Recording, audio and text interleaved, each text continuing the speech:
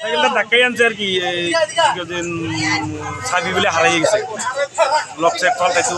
তো আমি জিজ্ঞাসা করছি, আমি কই আমি তো মাল বেশি না, তো আমরা তো 200 টাকা আছে, এখন তো পুরা টাকা হইতো না, তাহলে কালকে আইয়া আমরা নিয়ে যাবো। তো তার বাড়ি কই কয় অমরপুর। তো অমরপুর আমি কই তো তোরা নাম্বার টাম্বার করতে গা, তো তোরা দাঁড়া, আমি অমরপুরের কাস্টমার আছে জানাজানি করি। 2-3 গানে ফোন করছি, কেউ তারা চিনে না। এর মধ্যে তো আমার মোবাইলে কথা কইতে কইতে যাইতে গেছে, আরে আবার আগে আনছে ওকে দিকে সাইকেলের কাছে। হ্যাঁ, আমার মোবাইলে কথা কইতে কইতে কিন্তু পিডাব্লিউডি বাড়ি যাইতে গেছে। আমি এদিকে আমি কথা কইতেছি এদিকে। এর মধ্যে ওই লোকটা আমার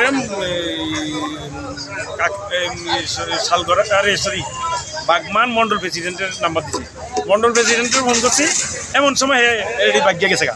তো আমরা ডাক বাংলা রোডে তো ধরে আনছি, ধরে আনি পরে এটি স্বীকার করতেছে কালকে রাত 2টার সময় বাইকটা চুরি করছে। চুরি করছে জানা গেছে? না না, এটা কিছু করছে না, এটির কথাই বোঝা যায় না। এটি একবার কয় বাড়ি অমরপুর, একবার কয় রিচা, একবার কয় কি করছেন ডাল্লা কি জানি ভালো লাগে। কি আপনার দোকানে ছিল? হ্যাঁ, সাইকেলটা ধাক্কাই লিয়ে আসছিল।